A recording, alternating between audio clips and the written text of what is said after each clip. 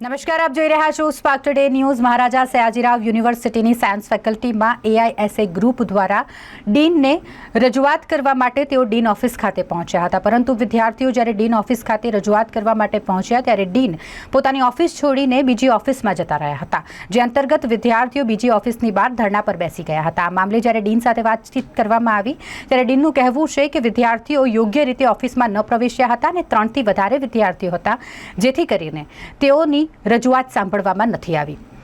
ડીનનું કહેવું છે કે વિદ્યાર્થીઓ શિસ્તબદ્ધ રીતે રજૂઆત કરવા માટે નહોતા આવ્યા, માટે તેમની રજૂઆત નથી સાંભળવામાં આવી। જોકે આ મામલે વિદ્યાર્થીઓનું કહેવું છે કે જ્યારે તેઓ બીજી ઓફિસમાં પણ ડીનને રજૂઆત કરવા માટે પહોંચ્યા ત્યારે ડીન દ્વારા તેમને ધમકાવવામાં આવ્યા કે તેમના વિરુદ્ધ ફરિયાદ કરી દેવામાં આવશે।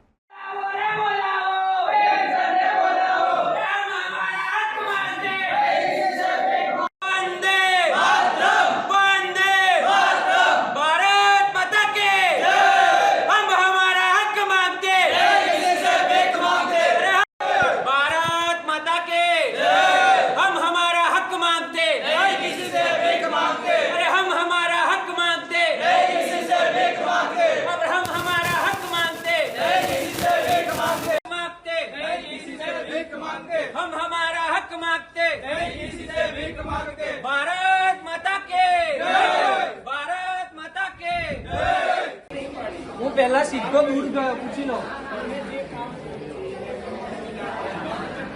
કોમર્સ વાળા જેવું અમે નહીં કરતા સર। તમે સર પ્રશ્ન બધા વિદ્યાર્થીઓનો છે, મારથી થોડું સર એવી રીતે કોઈને કહેવાય તો સર તમે બહાર આવી જાઓ।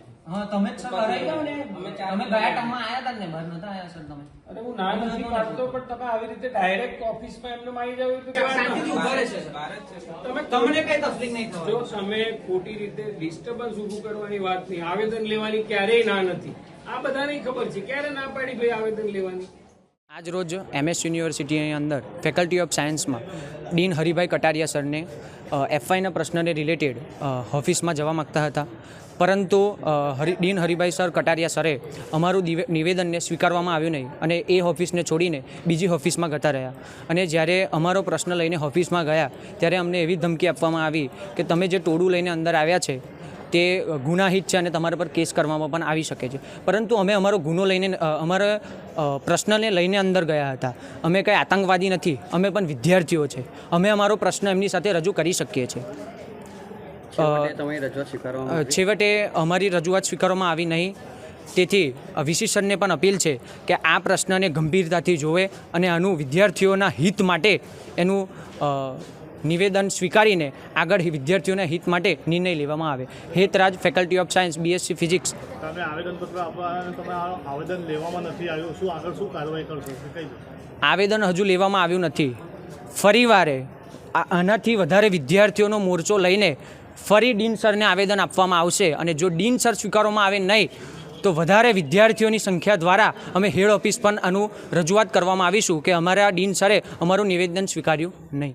વિદ્યાર્થીઓએ આના પહેલાં પણ આ બાબતે આવેદન આપેલું છે, ત્યારે પણ મેં એમને કહ્યું હતું કે તમારે જે માગણી છે એ મેં ઓલરેડી મારા ડીન લેવલથી ઓલરેડી રજૂઆત કરેલી છે, એના ઉપર યુનિવર્સિટી વિચાર કરી રહી છે, બરાબર। જેટલી એ લોકોને ચિંતા છે એના કરતાં ઘણી વધારે મને ડીન તરીકે ચિંતા છે વિદ્યાર્થીઓની, એટલે મેં મારા તરફથી બી આ વસ્તુની રજૂઆત કરેલી છે। અને જો મને ચિંતા ના હોત તો આવા વિદ્યાર્થીઓને અત્યાર સુધી મેં ક્લાસીસ ભરવા માટે એને એલાઉ ના કર્યા હોત, બરાબર। એટલે આવા જે કંઈ વિદ્યાર્થીઓ છે એના માટે હું પૂરેપૂરો સેન્સિટિવ છું। એ વિદ્યાર્થીઓને અત્યાર સુધી મેં એના જે ક્લાસીસ ભરવાની પરમિશન આપી છે, એવા વિદ્યાર્થીઓને મેં ઇન્ટરનલ એક્ઝામ આપવાની પરમિશન આપી છે, છતાં યુનિવર્સિટી જે નક્કી કરશે દેતા, અને જ્યારે બી પરમિશન આપી છે ત્યારે એવું કીધું છે કે ભાઈ subject to the permission we are getting from the university authority, એવી રીતે એમને આપેલું છે। અને આ બાબત યુનિવર્સિટીના ધ્યાનમાં વારંવાર મેં પોતે લાવેલી છે।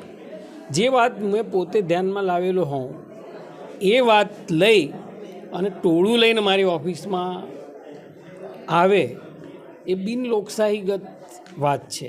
જે હું આ ફેકલ્ટીની અંદર મારે ડિસિપ્લિન રાખવી હોય ત્યારે આ વસ્તુ હું ચલાવી ના શકું. સાહેબ એમનો એવો આક્ષેપ છે કે તમે આવેદન લેવાની ના પાડી દીધી.